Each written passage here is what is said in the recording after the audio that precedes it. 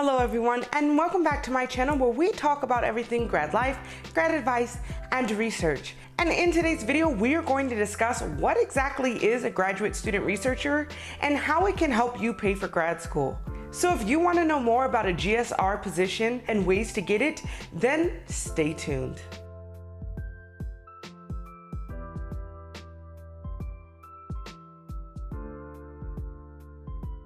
So first things first, what is a graduate student researcher or a GSR? Structurally, it is very similar to a teaching assistant.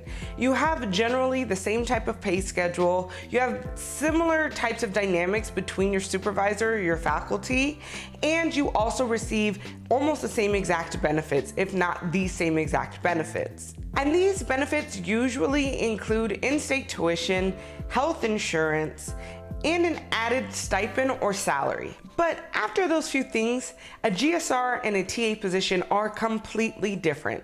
And if you're interested in learning a little bit more about a TA position, I have a past video that talks a little bit more about that, and that'll be down in the description box. But as for a graduate student researcher, your responsibilities look completely different. One of the biggest difference that you would have between a GSR and a TA position is that a GSR is not teaching any classes. That means there is no grading, there are no students, there aren't any office hours.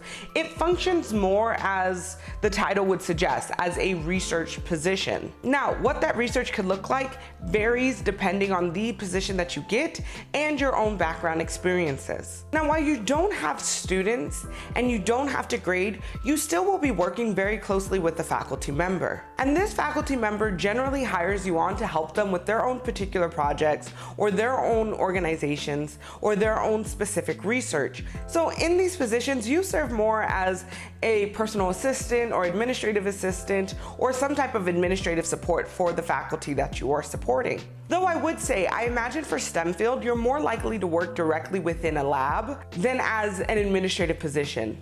But that doesn't mean you never will or you would never do any administrative work. But because of the nature of PhDs within STEM, I just see it more likely that a lot of GSR positions would be in fact inside of a lab. For humanities-based students though, a lot of our work looks different depending on our faculty.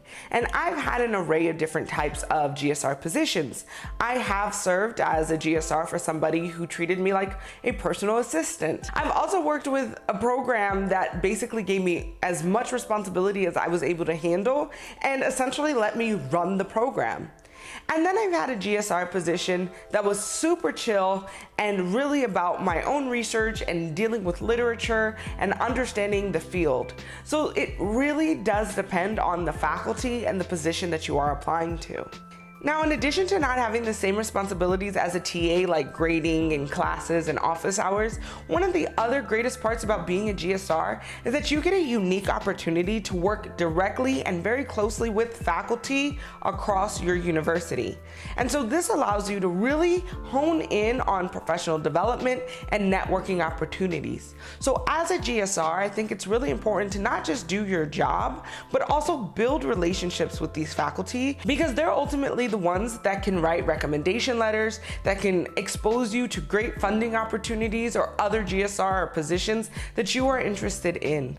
And so in this way, it becomes a stepping stone towards professional development. Additionally, depending on what GSR position you get, it also helps you build different skills. And this, I think, is completely invaluable and what I got most out of my GSR positions. So for people who don't have a lot of research experience, you could get more research experience through a GSR. But for somebody like me who got GSRs that were very administrative based, I learned a lot about funding, grant writing, the ins and outs of university politics and bureaucracy, and that was actually very illuminating and really exciting for me to understand what does it take to throw a conference or to run an education program outside of the university or on and on and on. And it gave me a snapshot of what my life could look like if I decided to be a professor and pursue additional academic projects outside of my own research. Okay, so now you know the ins and outs of a graduate student researcher, what to expect, some of the benefits, and the differences between a teaching assistantship and a graduate student researcher. So then, how do you become a GSR? Well, the easiest way and I kind of already alluded to it, is that you have a really good relationship with a faculty that is most likely tenured and it's been there for a while. And the reason this is important is because a lot of older faculty that have a lot of pull within their department get research funds, and they can kind of distribute those research funds however they see fit. So if you really already have a good relationship with a faculty that has a good reputation and support from their department, they can kind of create GSR positions for you, or you would be the first person that they would think of when they need to do certain research projects. So in that way, there wouldn't be an actual application or anything like that. You'll just kind of get an email from your department saying that you've been offered this GSR position, and you get the option to accept or deny it. And of course, anytime that you need funding, a great thing to have is a good relationship with your department, and more specifically with your department chair. And this also goes for graduate student researchers, because you may not be able to have a good relationship with every faculty member within your department, but if you have a good relationship with your department more generally, and specifically your graduate chair, then they're able to kind of advocate for you and find positions that are relevant to your research, or with faculty that would appreciate your participation within their research project. The next way people often get GSRs, which I actually think is the hardest way to get a GSR, is through joining a bunch of listservs and applying traditionally. And when I say joining listservs, I'm thinking specifically about departments that your research may be tangentially related to, or institutions on campus that are related to your work, or even like the career center, because they're gonna often send out email blasts about positions, opportunities, scholarships, and fellowships just generally, and every so often they will ask, or they may come across a graduate student researcher position that needs hiring, and because you've already signed up for things that you are related to in some way, you're more likely to be hired or to be qualified. Now, what makes this way hard is that, again, faculty oftentimes have an idea of who they'd like to hire, and if they don't know you and your application doesn't seem to really resonate with them personally, you may not get it. So something you may consider is just reaching out to that professor, introducing yourself and saying, hey, I would love this position. These are the things that I know about this job, and really trying to sell yourself to the professor and through the application. And then also, just like any type of traditional application, you won't be the only one applying. So competition, especially if it's through a listserv, will probably be a little thick.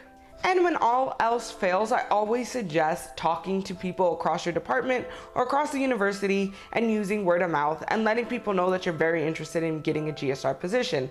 And I talk a little bit about using this type of method and how to employ word of mouth to get grants and fellowships in a past video, but I think this method applies to anything that you want in life, be it a fellowship, a grant, a job. I think the more you talk about the things you need, the more that people can start to respond to that need because they know it exists. So always being a self-advocate and talking to people and putting yourself out there becomes a way that you're able to get what you need out of life. Now, through my experiences, I've received a GSR position through each of one of these three methods. And while none of them are a surefire or like an exact science to getting a graduate student researcher position, I do think as long as you're kind of being consistent and persevering and doing a little bit of applying and reapplying, you will ultimately end up with a graduate student researcher position. And while I personally prefer being a teaching assistant, a graduate student researcher is a great opportunity because you're still going to get your in-state tuition paid, especially at UCLA. You're going to get healthcare and insurance, and not to mention, you're also still expected to get a stipend or small salary on top of those other benefits. And not to mention, like I previously stated, through a GSR, because you're not grading, because you're not holding office hours, because you're not doing the extra work that is required to teaching a class, all of your time and effort can be divided more consistently and evenly across your job and your research. And if you're lucky enough to get a graduate student researcher position that is directly related to your own personal research project or dissertation topic, then it's kind of like feeding two birds with one loaf of bread. And in that way, you're able to do research or work that you would have needed to do or have wanted to do anyway and get paid for it. allowing a GSR position to uniquely support both your academic and financial needs. And again, obviously this is all based off of the position and the faculty that you've worked with, and I've had my fair share of not so positive GSR positions, but generally I think, especially if you are somebody who has a heavy workload or needs time to think or really unpack the research that you're doing, a GSR may be a great opportunity for you. But of course, there is so much more to consider when you're thinking about a graduate student researcher position, or just financing your PhD, or deciding what type of PhD experience you want. So if you're interested in exploring more grad life, hearing more grad advice, and learning everything research, then don't forget to subscribe. And if this video helped you understand a little bit more about graduate student researchers and what to expect from this position, don't forget to hit the thumbs up so other people know this video has some good quality content. And as always, if you have any questions or even video suggestions that you would like to see in the future, please leave them down in the comments below. Thank you so much for watching, and I will see you next week.